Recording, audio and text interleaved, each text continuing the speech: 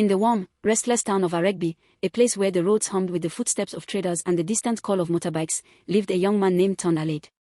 Though barely 30, his face carried the calm seriousness of a man who had learned early that life does not always give what it owes. Ton lived with his mother in a cramped, single-room apartment at the edge of the town.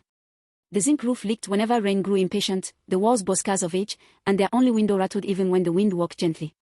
But they survived. His mother, Mama Sod, sold peppers and tomatoes in the market, and Ton worked at a small car wash station, an improvised patch of earth beside the market fence. It wasn't a real business. Just an open space with 2 buckets, a hose that lost more water than it delivered, a wooden stool half-rotten at the legs, and a makeshift signboard with faded paint. Ton Car Wash. But every morning, long before the sun stretched across the sky, Ton was there. He swept his station, filled his buckets, tested his soap mixture, and greeted customers with a humility that disarmed even the grumpiest drivers. To many, he was just a car wash boy. To some, the bucket man. To others, he was invisible, the kind of person people walked past without noticing. But to Ton, the station was more than a job. It was a seed, small, fragile, but alive. He would tell his mother often, "One day, Mama, I will have a real car wash. A big one. With machines. With workers. With a roof that does not leak." And Mama would touch his shoulder with gentle pride. "My son, dream. Even if it takes years, dream. Water flows where it is directed." Yet behind his steady smile, Ton carried a quiet battle. Money was never enough. Some weeks, he washed barely 4 cars.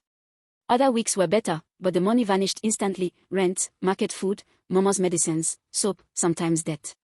Still, every day he knelt beside tires, bent over bonnets, scrubbed stubborn stains, and polished dusty windows. With each car he cleaned, he reminded himself. Do the small job with a big heart. The day everything shifted. It happened on a Tuesday when the sun burned hotter than usual, turning the air thick like boiling stew. The market was unusually loud, women bargaining fiercely, children chasing each other, generators humming from every side. A dusty, dark blue SUV rolled toward the station and stopped with a quiet purr. Out stepped a man in a well-ironed shirt, clean trousers, and shoes that had tasted success. He had a gentle, observant face, a man who noticed details. He watched silently as Ton greeted him and got to work. Ton didn't wash cars as if rushing to finish. He washed each car as if the car itself were watching, like each wheel had dignity, each window deserved to shine. He cleaned under the mudguards, scrubbed the rims, polished the mirrors, and dried the surface with a careful precision. The man observed him for nearly 10 minutes. Finally, he said, "Do you wash every car like this?" Ton looked up, surprised. "Yes, sir. Even if the car is old, that does not know the age." The man smiled. "I see. You have the discipline of someone who values his work." "My work is all I have, sir," Ton replied, rinsing the soap from the windshield. When the wash was done, the SUV gleamed as though reborn.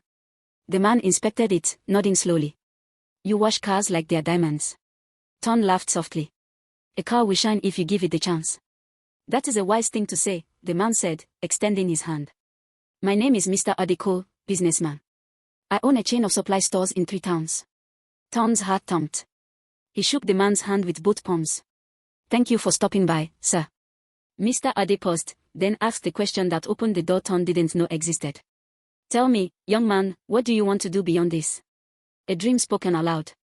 No one had ever asked him that. Not with seriousness. Not expecting an answer. Ton felt his breath tighten. "Sir, I dream of owning a proper car wash. With equipment, with staff. I want to train boys like me. I want it to be clean, organized, a place people respect." Mr. Ade stared at him for a long moment, as if measuring the sincerity of his words. "That dream is big for a station like this," he finally said. "Yes, sir," Ton answered quietly. "But a big dream can grow from a small place." Something in that reply, its honesty, its courage, rested on Mr. Ade's face like light. He reached for his wallet, not to pay for the wash, but to retrieve a business card. "Come to my office tomorrow," he said. "Let me see how I can help you begin." Ton froze. He looked at the card. He looked at the man. He looked at the card again. "Sir, me." "You," Mr. Ade said. "The man who washes cars like diamonds." And with that, he entered his SUV and drove away. The beginning of change. That night, Ton barely slept. Mama kept asking what was wrong. "Mama, I think something good is coming." She smiled. "Then prepare yourself for it." The next day, Ton walked to the address on the card. The building was larger than he expected, clean, painted, with glass doors and a receptionist who greeted visitors by name. Inside, Mr. Ade welcomed him warmly and invited him to sit.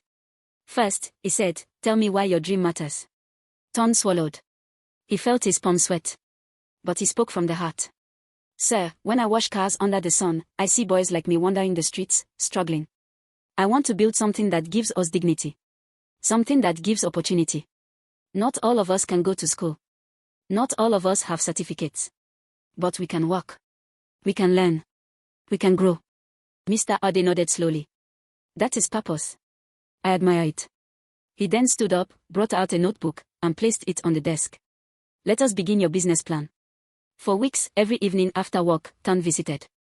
He learned things he didn't know existed. Startup cost. Profit margins. Maintenance of machines.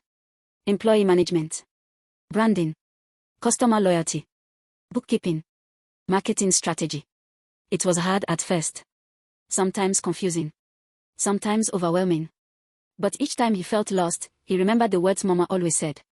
Knowledge is never wasted. Even if it does not feed you today, it will tomorrow. Sparkle Hands is born. One humid Friday evening, Mr. Ade said, "It is time." He connected Ton to a local small business loan program he helped sponsor. After interviews and reviews, Ton was approved. He rented a small shed in a better location. Installed 2 portable pressure machines. Bought proper soap, hoses, and uniforms. Painted a bright signboard. Sparkle Hands Car Wash and Detailing. Where every car deserves to shine. Opening day was slow. Only 4 cars came. But each one left sparkling like festival ornaments. Word spread. Slowly at first, then faster. Drivers said, "Try the new car wash near the junction, the boy works like 10 men." Women in the market said, "The place is clean, the boy is respectful." Within a year, Ton employed 3 young men, Jamil, Sonny, and Ibro, each of them struggling like he once did. He trained them not only to wash cars, but to speak to customers politely, to show respect, to handle money honestly. "We are not just washing cars," he would tell them. "We are washing dignity. We are washing opportunity." Business boomed. People trusted him. They felt safe leaving their cars with him. By the 3rd year, he opened a 2nd branch. Then a 3rd. Soon, his name spread to neighboring towns. People began calling him Oga Ton, the man who built himself. But he always corrected them gently. "I did not build myself. People helped me. God helped me. Hard work helped me." The full circle. One evening, as the sun dipped behind the rooftops and painted the sky with gold, Ton visited his old washing spot by the market, the place where everything began. The cracked earth was still there. The rusty fence still leaned forward. And there, bent over a bucket, was a teenage boy washing an old car with fierce determination. Ton stood watching him. The boy noticed and straightened, embarrassed. "Good evening, sir," he said. "You work hard," Ton replied. "Yes, sir.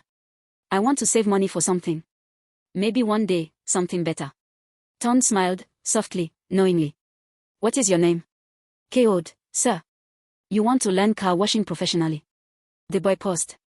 "Very much, sir." Ton reached into his pocket and pulled out a card, the same way Mr. Ade once did.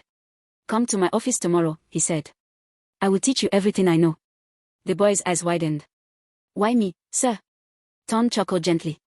"Because someone once helped me too." A new chapter. Months later, Kayode became one of Ton's best trainees.